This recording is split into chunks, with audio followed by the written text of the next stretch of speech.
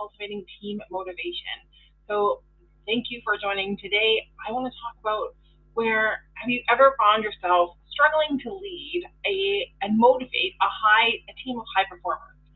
So let's talk about the strategies of how to keep your team inspired and engaged. Now, this is a topic that came out yesterday in my Leadership Accelerator group coaching call, and we went into really quite a lot of depth of the struggle to, or the challenges, say, of motivating a team, and especially when it's a team of high performers, and how you can manage that struggle between trying to micromanage and making sure that every single detail is correct so that you can get the results and the outcomes and meet your target KPIs by the end of the quarter or the end of the year, versus how can you really motivate your team and provide your team with the resources and the environment that is needed in order to successfully perform. So if this is your first time here, welcome. I'm Kim Heimakers. I am the founder and leader of the Leadership Edge Academy, and I have spent 18 plus years within the corporate business environment in a number of different leadership roles, as well as now 3.5 years as an executive advisor and leadership strategist for women in leadership. And I've been successfully helped 70 plus women leaders over the past 3.5 years already accelerate their leadership effectiveness. Not only that, but secure promotions, secure new jobs, pay rises, and really be able to transform their team from going to being a high-performing team. So if that is something that you're interested in, as always my DMs are open, so you can ask me any questions you've got there. But let's dive into today's topic, right? It's a really vital aspect of leadership, and that is what we call team motivation. Now, I want to explore team motivation with a bit of a different slant. And in this way, I want to talk about what it's like to motivate your team. But let's talk about it in terms of being a gardener. And why do I share this?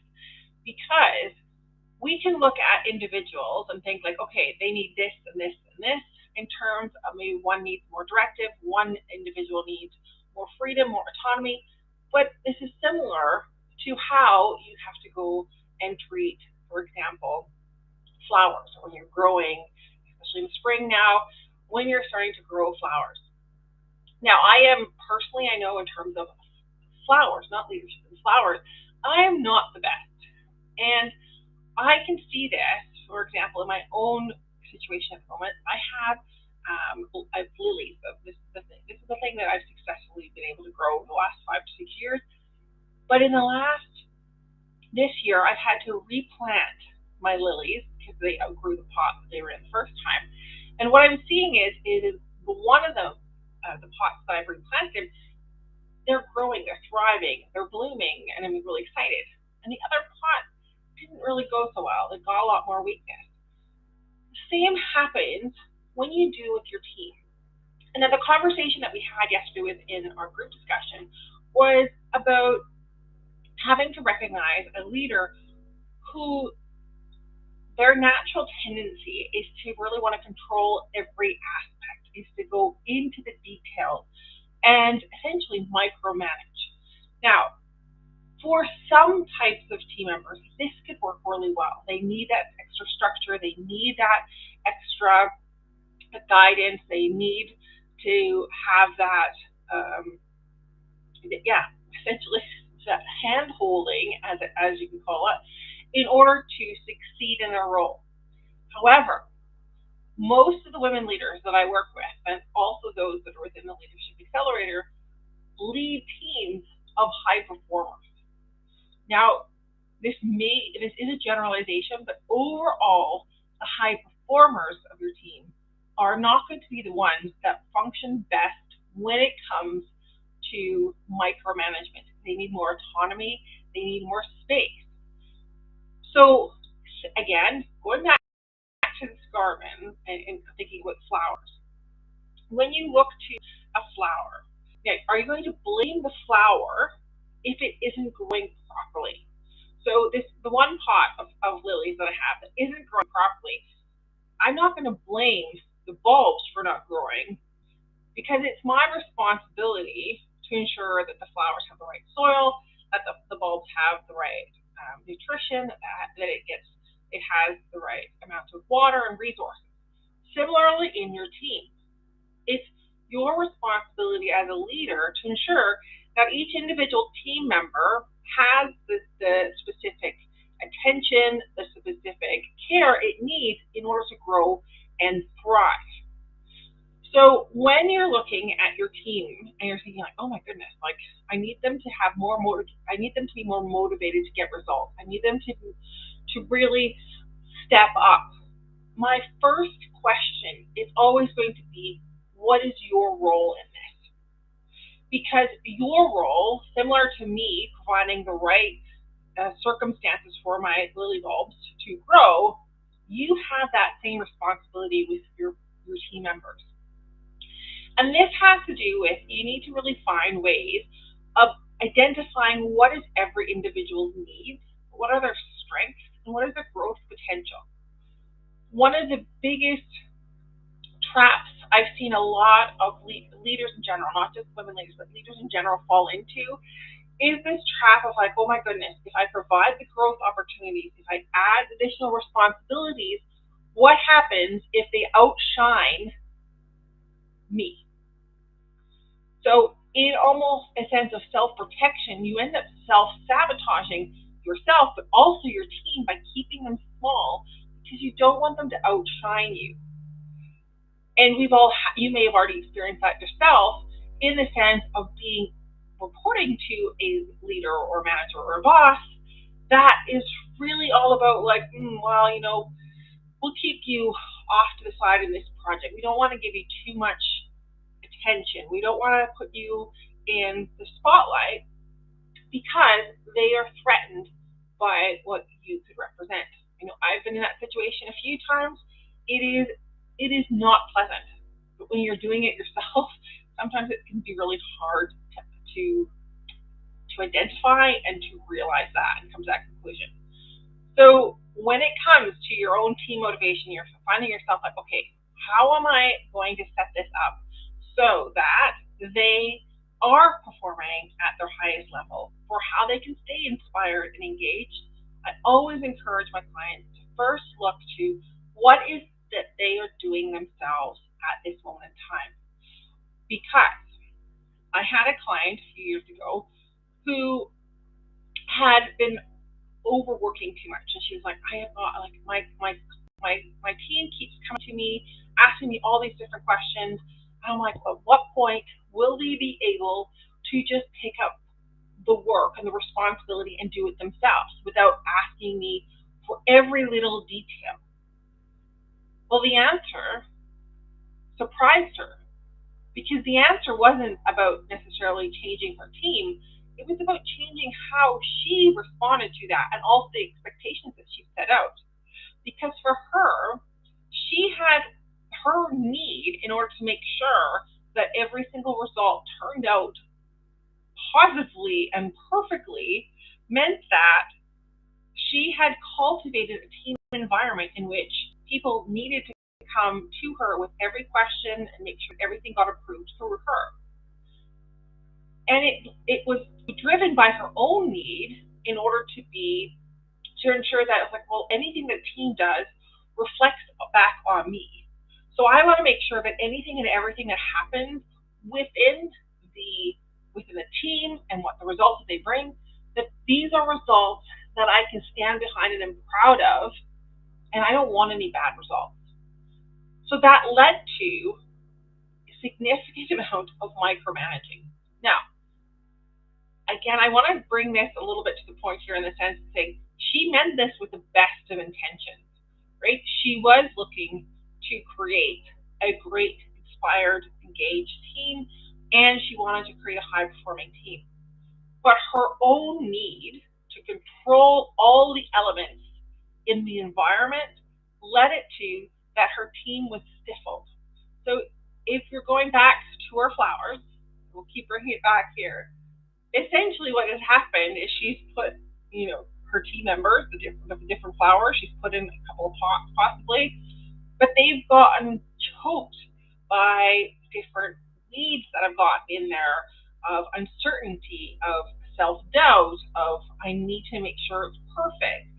And all of those weeds really choke the ability of those flowers, of those team members, to be able to grow into being more independent, to take initiative, to be the ones that are thriving and getting the results needed.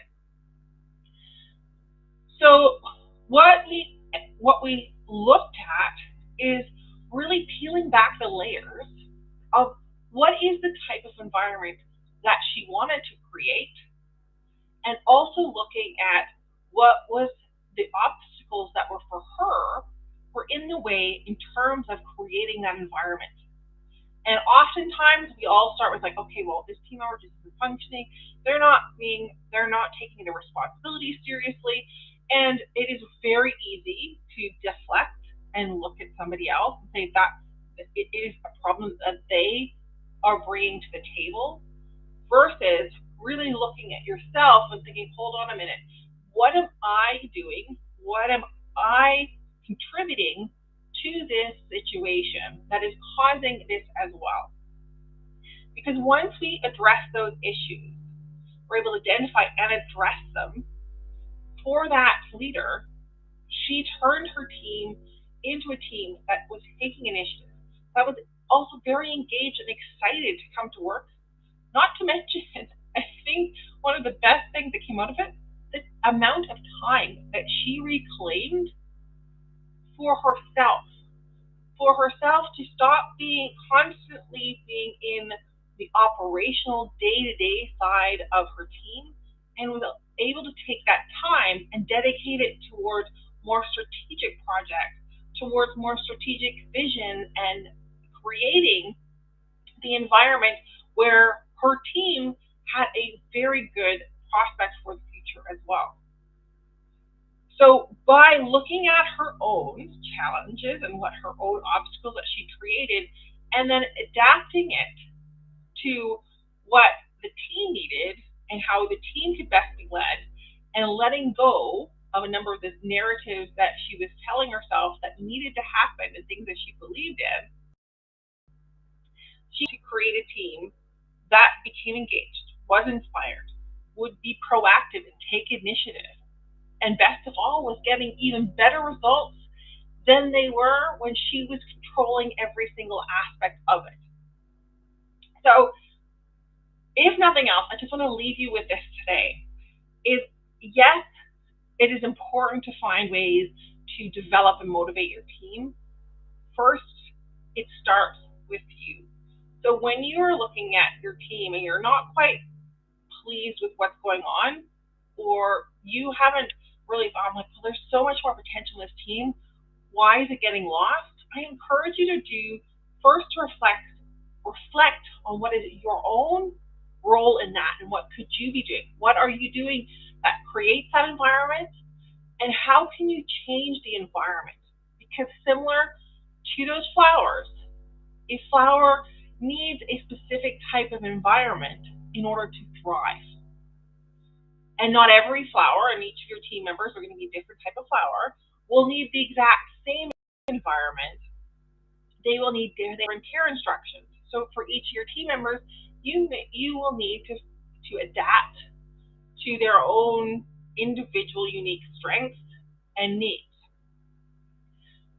And so I want you to give yourself the opportunity to start understanding your team and be able to identify what are the necessary resources that they need in order to thrive, how to create that positive environment, but also address the challenges and obstacles for yourself in order to create that team so that it does begin, excuse me, so that it allows you to create a team environment where your team is highly motivated and is performing at a high level, but that your role as a leader is facilitating that in such a way that there is nothing but success in front of you. And of course, I know what you're going to say. It's like, well, there's always going to be things that are happening in the environment, in the industry, or in the economy that is going to really at times shock or in the way of getting all those results? Yes, and that does not preclude you from providing the right environment and the right circumstances and the right resources in order to allow your team to work to its best potential.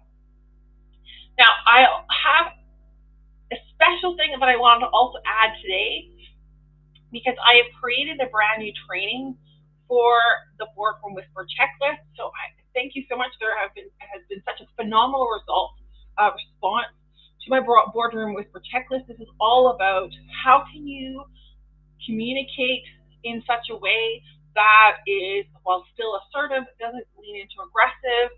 It also is going to take you out of that being too passive in your communication or kind of staying quiet. So if it is something, and this can still be a great tool to use, especially in creating that team environment that needs to happen, I want you to drop me boardroom in the comments or just DM me the word boardroom, and I will get you both a checklist as well as the new training that I've added to this. Now, this training for my clients is one of the most powerful trainings that I do within the Leadership Accelerator. This training has led to clients getting personalized emails from their CEOs within a few months of them working there, recognizing their value and their contribution and thanking them for what they're doing. I mean, who wouldn't love that kind of email in their inbox on Monday morning? It has also led to opportunities. So I will say, group community, my Leadership Accelerator community, WhatsApp group, last night was lit up with celebrations around those that had gotten a new promotion, and also people that were being invited to join a new leader and their team in also getting promoted because of the using the Boardroom Whisper checklist or the Boardroom Whisper technique in terms of how that they could highlight and self-promote their achievements and the results. It also has been really helpful in being able to work around toxic bosses. So this is a very powerful technique, and the checklist is already an amazing resource. I've had so many people reach out and having such phenomenal results with it. So I really want to encourage you to get your hands on this as well. So if you're a woman in leadership and you're finding yourself, I'm struggling with getting heard, or I'm doing a great amount of work, I'm doing phenomenal work, and I'm hoping that my hard work is going to speak for itself, well, then it is time to grab your copy of this checklist and this training. So again, drop me boardroom in the comments below, or just DM me the word boardroom, and I will get that over to you. Now, we're going to just leave it here. Thank you so much for joining in today. So again, just to recap really quickly for you, is when you're looking to motivate your team, the first place to look is also to look to yourself and the environment that you're creating for your team. Because if we start to blame our team members for not being able to perform, yet we haven't created the right environment as a leader, then we have failed in the job that we have to do and in our responsibilities. So that is where I would encourage you to start. And of course, if you want to go dive deeper into this and find out more customized ways of doing it and applying it for yourself and in your role and in your organization, then reach out and let's have a conversation. And I thank you